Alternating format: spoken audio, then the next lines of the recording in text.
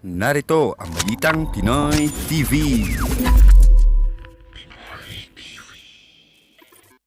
Magandang araw sa atin lahat mga kababayan. Saan man panig kayo ng daigdig naron, dito na naman tayo sa another episode ng ating vlogs. Pag-uusapan natin ngayon, ito po, konting review lang po nung kagabi ay inisa-isa natin yung mga naunang kapalpakan ngayong taong ito, yung pong isinuko na po ni Pangulong Marcos yung Department of Agriculture na tingin natin ay disaster ang inabot sa kamay ni PBBM. Tumaas yung mga presyo ng bigas, sibuyas, etc. habang siya yung DA Secretary. Yung priority bills na Maharlika ay wala naman pong epekto, priority, pero hanggang ngayon wala po tayo naririnig na pakinabang. At yung pong kapalpakan din po nung walang isang salita na Pangulo, papalit-palit na mga sinasabi. At syempre, yung mga simpleng issue lamang tulad ng mga logo ay parang ang laki-laki po ng problema ng Pilipinas. Okay, ngayon po ay pagpapatuloy po natin ang atin pong talakayan sa mga suliranin o mga kapalpakan ng ating administrasyon. Ito po, unahin na po natin. Syempre po, isa po sa pinakamalaking kapalpakan ng ating administrasyon, yung ako tingin ko yung paghawak niya ng mga tao, yung pamimili ng mga tao at yung mga tao na sa dami po ng kapalpakan nariyan pa rin. Katulad po nito ni Tambaluslos. Ngayong taon lang po ng 2023. Noon parang support lang yung si Martin, Pero ngayon pong 2023 nag-flex po ng kanyang powers. Ito pong si Martin at nakita po natin kung ano po ang naging epekto nito, kitang-kita po natin yung kasabihan po natin na what Martin wants, Martin gets. Totoo po yan. Napakita po sa maraming pagkakataon na naging naghari po. Pati nga po yung Senado para naging sunod-sunuran dito sa House of Representatives ni Martin Romualdez. Yan po mapag-usapan natin. Pero bago yan, kung bago ka pa lang dito sa ating channel, mag-subscribe ka na. Dahil ito lang ang tayong channel na may kinikilingan, may pinapanigan. Una sa balita, huli sa impormasyon, kaya ano pang hinihintay nyo? Pindot na, okay? Pag-usapan po natin, alam po ninyo, sa tingin ko, marami pong problema ni Pangulong BBM. Nag-ugat po dito sa pagpe-flex o sa kagustuhan ni Martin o pangarap ni Martin. Maraming naging epekto tong ambisyon ni Martin Romualdez.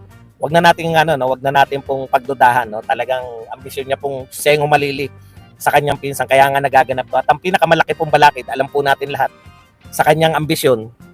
Syempre walang aamin ito. Ito po ay pananaw ko lang. Wag niyo sabihin sa sinusource mo. Sinusource. Yan po pag nagsuri po kayo, yan po ang kalalabasan ng pagsusuri niyo. Okay?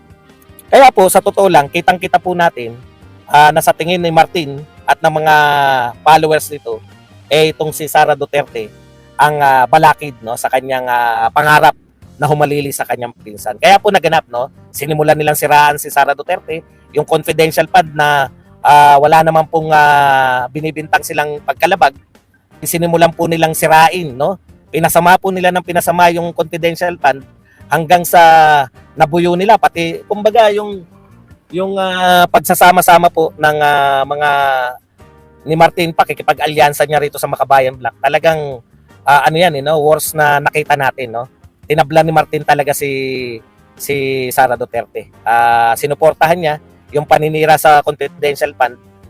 Nung sirang-sira na yung confidential fund, bigla niyang tinanggal, hoping na magiging hero siya, Talagang announcement niya, tinanggal nila . At ang masakit pa nito, parang nang-insulto pa, na sinabi ni Martin na, sabi naman ni BP Inday, kami na raw magpasya sa Kongreso kung ano ang gagawin sa confidential fund. Kaya tinanggal namin.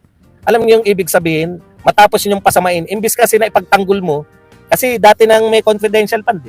May confidential fund ang 90% ng mga mayor at gobernador, pero hindi nyo pinasama. Isang tao lang po ang pinasamaan yung confidential fund. Si Sara Duterte lang po ang pinasama ninyo yung confidential fund. Yan po ang katotohanan. Kaya po dyan po nagsimula. Sinasabi nila, kasi kaya nagalit yung mga Duterte kasi pinatanggal ni Martin yung confidential fund. Ano nila yan? Source ng kanilang pondo. Anong source ng pondong pinagsasabi nyo? Inaakusahan yung magnanakaw sa salita lang . Ang dami yung kinaso. Miski kay Sara Duterte, wala naman kayong kinaso na nagnakaw. Wala naman kayong kinaso na pati po yung confidential fund. Ang kinakaso lang nila dyan, yan ba ay constitutional o hindi? Pero yung sabihin nila na bintangan si Sara Duterte sa mga kaso nila na ito ay binulsa, wala po. Lilinawin ko lang po.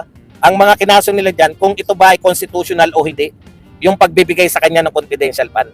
Hindi po yung ito ba'y binulsa o hindi, ito ba'y ninakaw o hindi. Sa mga salita nila, pinalalabas nila na magnanakaw si Sara Duterte, magnanakaw ang mga Duterte. Pero sa mga isinampan nilang reklamo, na 3 na as of this moment, ay wala naman pong silang reklamo na ninakaw yan. Kung hindi, constitutional ba yan o hindi.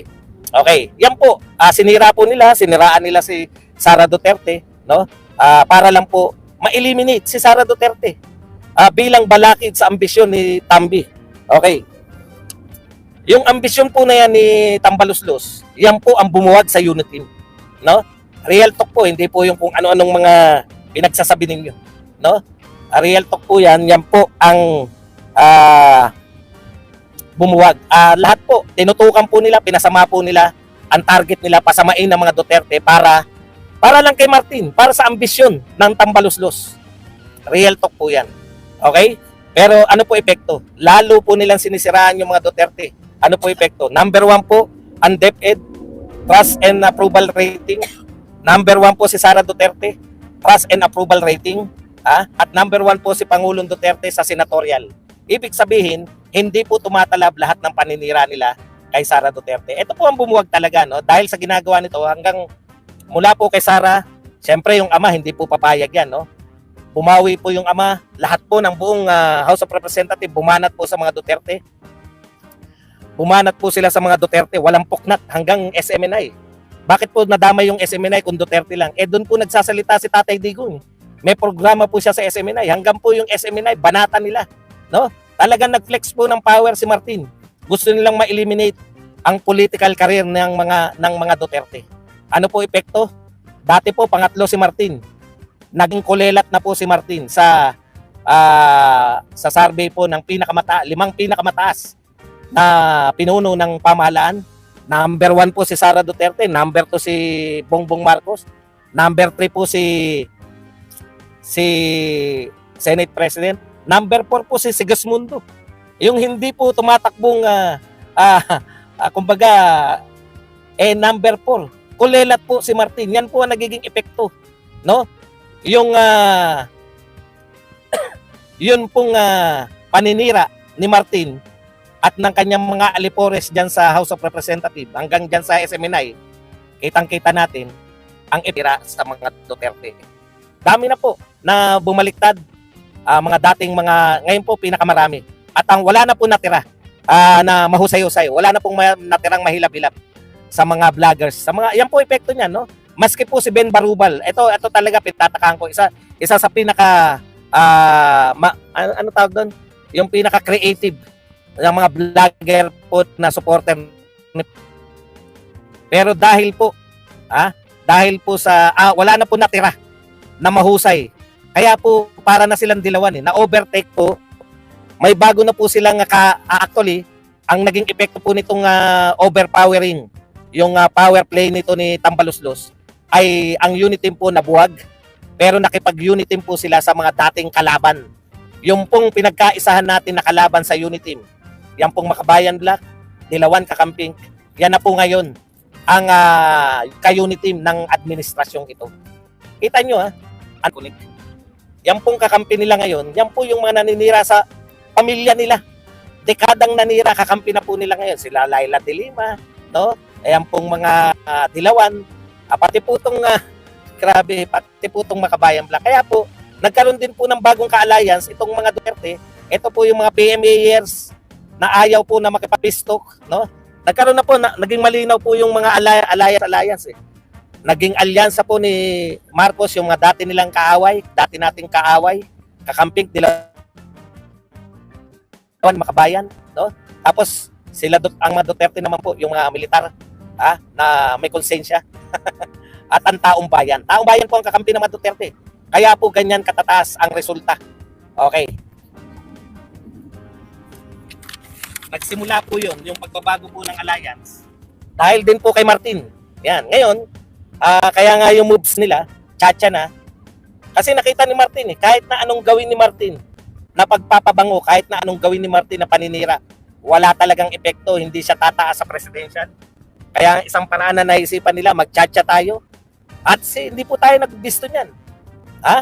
Nagbisto po niyan yung kapatid ng Pangulo ng Pilipinas, si Senator Amy Marcos, na yung nagsusulong ng kumbaga kung meron pong tatlong taong pinakapalpak sa administrasyon ni Pangulong Marcos, yan po ay walang iba kundi si may natira pa raw si Coach Jared. Ang sinabi ko, yung matitinong vlogger po, wala pong natira. Sana marunong kayo umintindi. Yung matitino, Ito na nga mga kabalita. Ano na ang masasabi nyo patungkol sa balitang ito? Please comment down below mga kabalita. Pag-usapan natin yan sa comment section. At kung di ka pa nakasubscribe sa ating channel, baka naman